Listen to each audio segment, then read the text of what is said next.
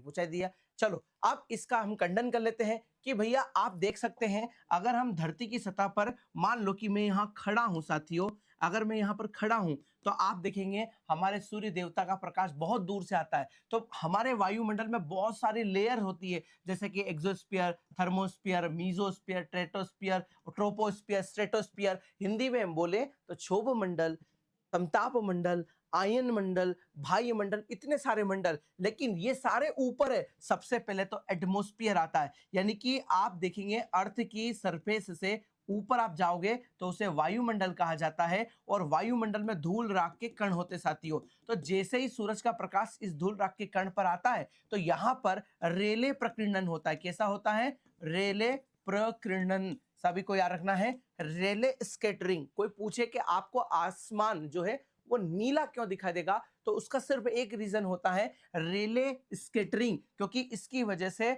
जो है सूरज का प्रकाश श्वेत होता है, लेकिन जब वो वायुमंडल में प्रवेश करता है तो विभिन्न रंगों में बिखरता है। और आप सब जानते हैं कि भैया लाल रंग की तरंगदैर्घ्य ज्यादा और बैंगनी रंग की कम, यानी कि इसकी वेवलेंथ ज्यादा है, बैंगनी की कम होती है। इसलिए स्कैटरिंग बैंगनी रंग का ज्यादा होता है, नियरेस्ट बाय ब्लू कलर होता है, इसलिए हमें आकाश जो है वो नीला दिखाई देता है। लेकिन आपसे कहा गया कि यदि आप ऊंचाई पर जाते हैं तो जब मैं वायुमंडल से बाहर चला जाऊंगा, इसका मतलब यहां पर धूल के राख के कम हो जाएंगे, तो मुझे फिर जो सूरज का प्रकाश आता दिखाई देगा वो केवल व्हाइट कलर का दिखाई देगा। और जिस तरह से ये ब्लैक बोर्ड आपको दिख रहा है वैसे ही आसमान भी आपको काला दिखाई देगा।